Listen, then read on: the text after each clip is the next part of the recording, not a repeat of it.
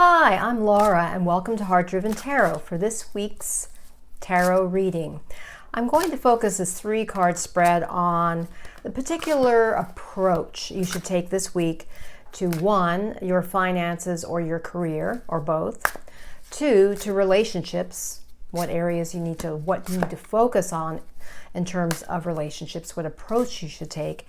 And then finally, 3 is what approach you should take to your self-growth and your personal development. And I'm using this week because Halloween's coming up, and Halloween's one of my favorite fun holidays. I used this, I think, a month or so ago, the Modern Witch Tarot deck. It's a funky, contemporary version of the Rider-Waite, using primarily, I think it's all women in there.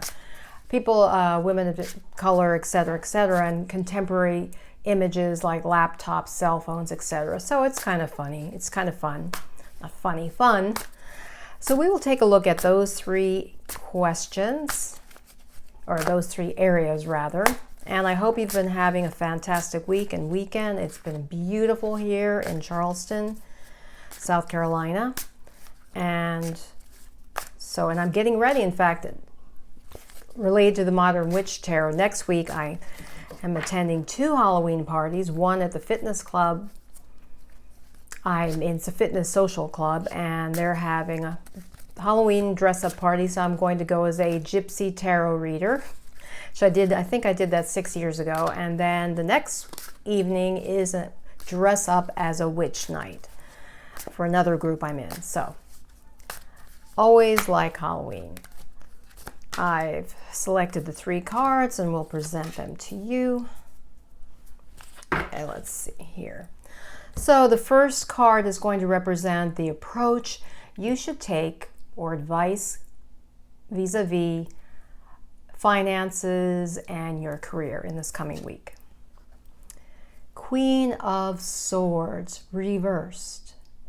Now the swords, as you know from the lessons I've been giving, swords relate to the air element, and that's associated with logic, the mind, communication, speaking, etc.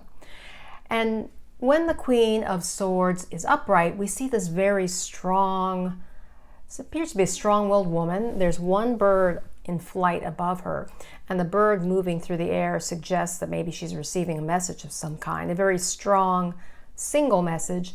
And notice how upright her sword is, and has her hand out as if in a way she's guiding, or perhaps more appropriately or more accurately commanding someone in front of her or people in front of her.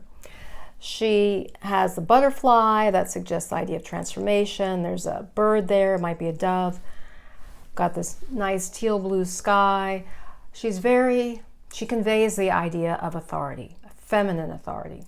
Now, given that this is reversed, and that the question was, what approach should you take vis-a-vis your finances and your career?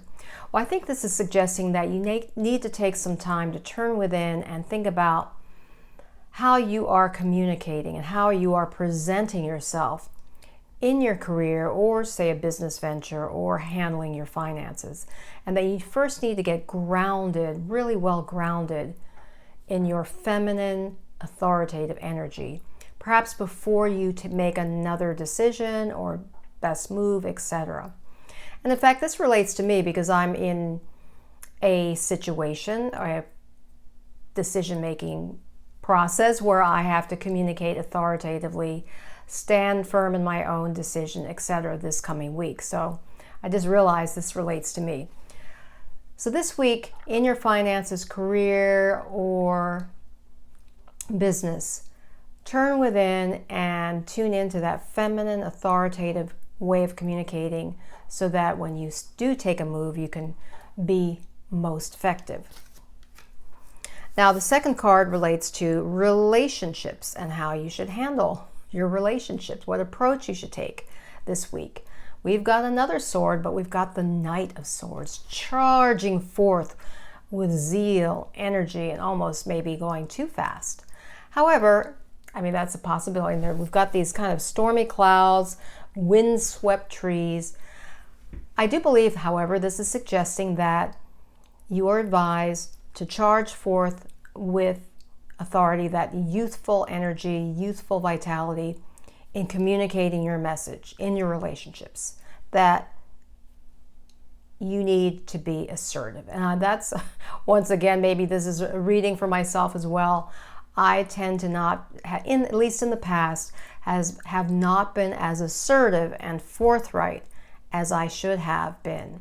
And this is one of my commitments I've made during the past year or so, is that I have to do that, to be myself, to my own self be true, and to really be much more confident in presenting my position and what is important to me. So that is what is advised to you this week. In your relationships, don't be afraid to assert yourself. Of course, be wise, be diplomatic, but be energetic in presenting your viewpoints so that it really is conveyed effectively. And then finally, in terms of your personal growth, this almost seems like these positions would be reversed, but we've got the Two of Cups, two individuals here presenting a cup, the one moving out toward the other. We've got the lion face and those red wings, that passion. This suggests self-growth is that this is a time to maybe put even more energy on how you operate in relationships. Well, we've got, in this particular rendition, we've got the lighthouse in the back. This woman's coming, almost looks like she's coming out of the ocean, and this woman's coming forward.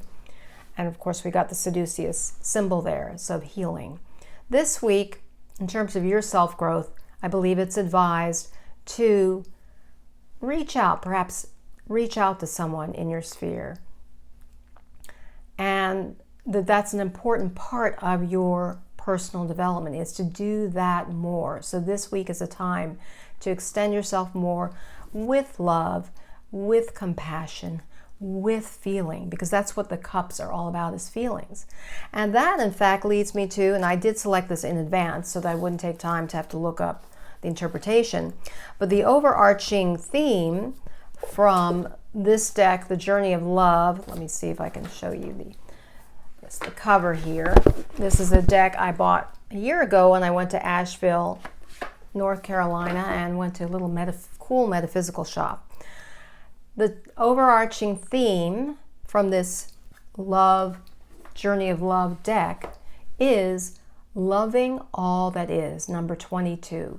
Look at that beautiful image here of this woman.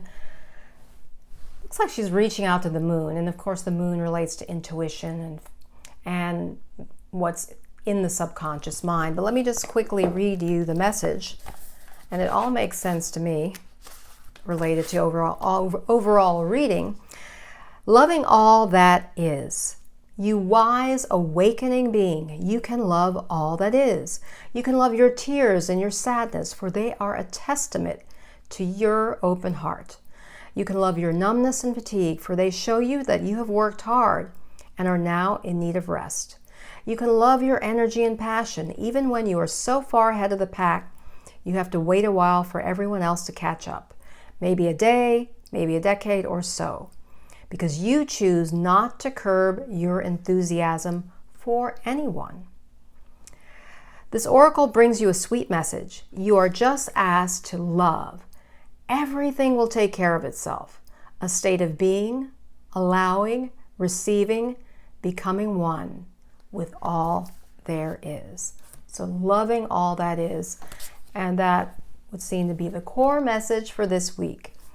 I hope this reading has been helpful for you. If you've not already subscribed, please hit the subscribe button. And until next time, remember, illumine your mind, inspire your life with tarot.